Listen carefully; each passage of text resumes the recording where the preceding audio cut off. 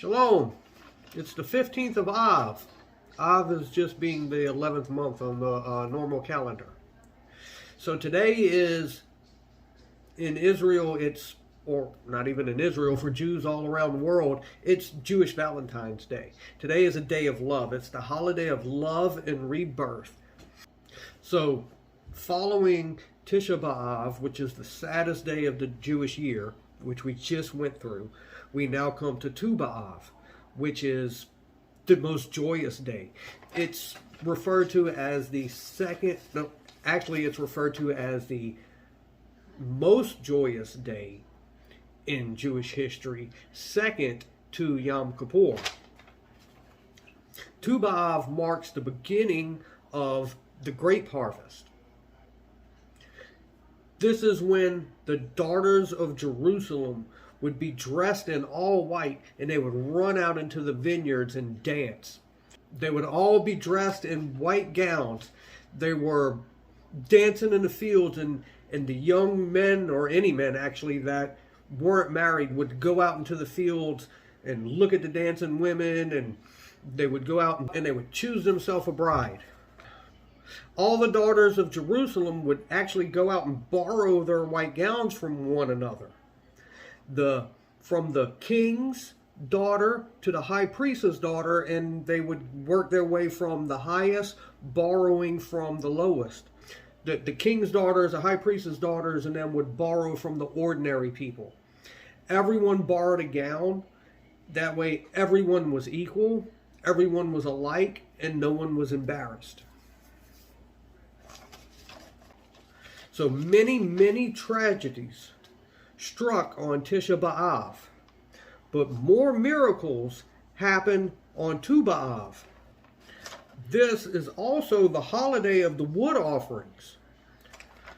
When Josephus writes and records this as the Feast of Wood Bearing, during the building of the second temple, the rebuilding of the temple, after all the destruction, there wasn't enough wood area or forest area around, so there wasn't enough wood for the temple fire, the sacred fire. So the people would give an offering of their wood to be used in the temple to keep the sacred fire going.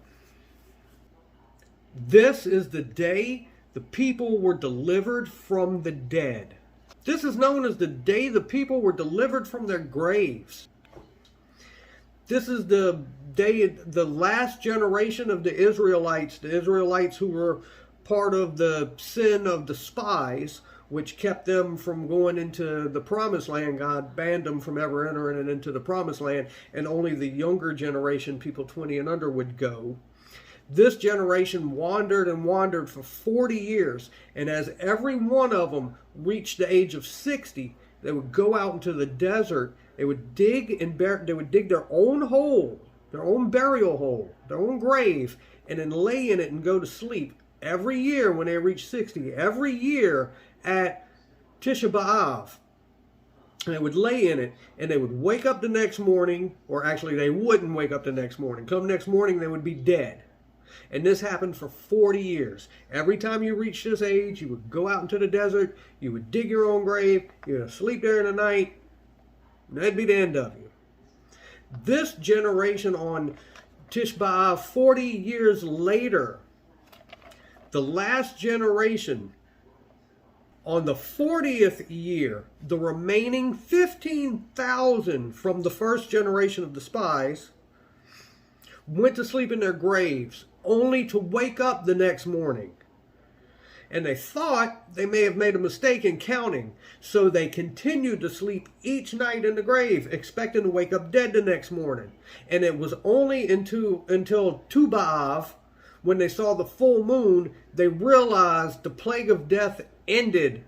They realized that they were the remnant that was allowed to cross over into the promised land with the newer, younger generation. The remaining living Israelites would go out into the desert the next morning to bury all the dead. And they would yell out, "Let the living be separated from the grave."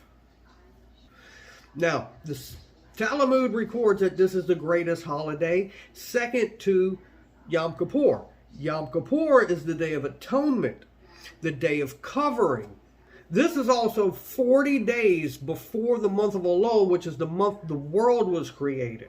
And Elul is the period in which we go through the entire month of making teshuvah, repentance, to prepare ourselves for Yom Kippur, to receive the covering.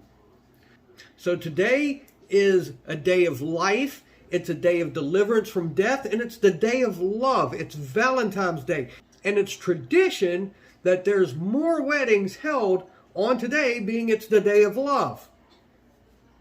Dealing with freedom from the dead, also after the Roman Barakova revolt, after that massacre and the killing of all the Jews, the Romans just annihilated them after they revolted against them. The Romans banned the Jewish people from burying their dead, which, is a big thing in Israel and in Judaism.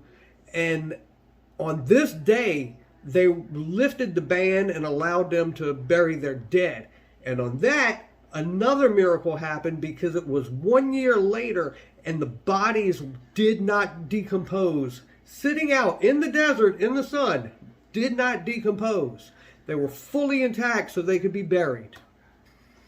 Hopefully, you found it quite interesting. It's a wonderful day. Most people love Valentine's Day, so, if you were Jewish, it's a wonderful day. So, anyways, have a happy day. Shalom. See you next time.